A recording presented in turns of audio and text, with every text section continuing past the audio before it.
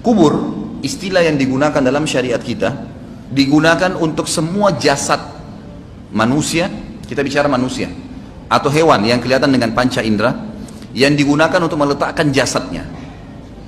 Baik itu tanah, lautan, udara, dimanapun jasad dia wafat pada saat itu, maka berarti itu kuburannya.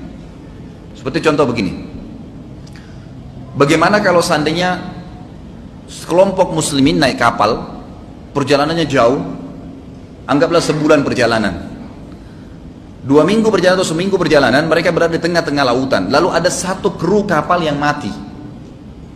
Di mana dikuburkan? Di lautan. Caranya bagaimana? Dia dimandiri, dikafani seperti layaknya jenazah, kemudian ditaruh beban batu di badannya, lalu dicemplungin di lautan. Itu kuburannya. Jadi istilah kubur adalah semua tempat yang akan diletakkan jenazah atau jasad seseorang yang mati. Itu juga termasuk hewan ya. Kalau jin itu kita tidak tahu karena memang tidak dibahas dalam syariat, tapi hewan juga sama. Ya, umumnya hewan itu tidak dikuburkan, kalau dia mati maka biasanya dimangsa oleh hewan-hewan yang lain. Tapi kita bicara luar lingkup manusia lah, lebih kerucut lagi. Maka seperti itu. Sama halnya kalau ada orang naik pesawat, ternyata pesawatnya meledak, kan itu. Potongan jasadnya tidak ditemukan. Allahu alam di angin di sana bagaimana, Allah SWT lebih tahu. Mungkin juga jatuh berserakan di bumi atau mungkin tidak, mungkin habis. Maka sama saja dianggap kuburannya dia di situ. Tetapi kalau ada orang yang meninggal normal di dalam syariat kita, dikuburkan di tanah, dikuburkan di tanah. Yang saya ingin ditiberatkan, pemahaman tentang kata-kata kubur bukan hanya sekedar tanah yang digali kemudian dimasukkan jenazah, gitu kan? Tapi dimanapun orang itu akan ditaruh jasadnya.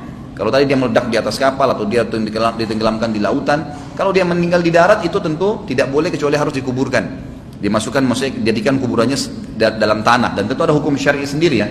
Tapi yang saya berikan gambaran umumnya, kuburan dalam Islam itu Nabi SAW perintahkan agar seukuran dengan jasad manusia normal berdiri, sehingga bau jasad itu tidak tercium oleh hewan-hewan yang akhirnya membuat mereka menggali dan memakan fisik tadi, gitu kan. Juga satu hal yang berhubungan dengan kuburan ini, jasad manusia utuh misalnya kita anggap normal, dia utuh dikafani. Jasad ini sebenarnya hakikatnya seperti pakaian, seperti pakaian. Jadi kalau seseorang itu melepas pakaiannya, lalu kemudian dia biarkan jatuh di lantai, seperti itulah, tidak bisa bergerak pakaian itu kecuali dia pindahkan sendiri. Jasad kita seperti itu sebenarnya. Kenapa saya datangkan poin ini Bapak Ibu sekalian? Karena banyak orang salah paham. Dia anggap kalau jenazah itu sudah dimasukkan ke dalam kuburan, maka berarti jasad itu akan ada hubungannya sama kuburan tadi. Padahal ini simbolik saja. Ini hanya simbolik. Jadi seperti baju yang pernah kita pakai dimasukkan ke dalam tanah, seperti dimasukkan ke dalam lemari, ya. Kemudian disimpanlah di situ.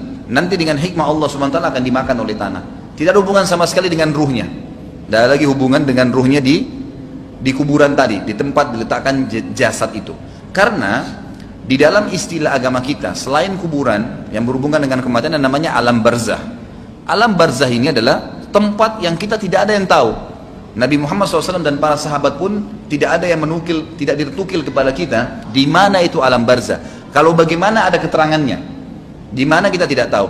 Jadi ruh itu pada saat dia proses dikeluarkan dari jasad manusia, seperti dilepas dari baju, bajunya sudah tergeletak, bajunya oleh Allah disuruh cuci bersih, ditaruh di tempat yang Allah suruh perintahkan, itulah kuburan, gitu kan. Ruhnya ini dibawa oleh Allah SWT ya, ke alam barzah. Baik dia meninggal di udara terbakar, tidak ditemukan lagi jasadnya, tinggal ruhnya, atau dia meninggal di lautan, dimakan oleh ikan jasadnya, atau dia meninggal normal, meninggal di atas ranjangnya, sama saja. Ya, jadi ruhnya akan dibawa ke alam barzah, dan alam barzah ini Allahu alam di mana tempatnya, tapi dia ada. Barzah itu disiapkan khusus untuk alam ruh, baik dia disiksa karena dosa-dosa yang dia lakukan selama hidup di dunia, ataupun dia akan diberikan nikmat karena amal-amal soleh yang dia kerjakan. Dalam Islam kita punya keyakinan bahwasanya kuburan tadi tempat diletakkan jasad dan ya, alam barzah itu dua-duanya itu punya kehidupan.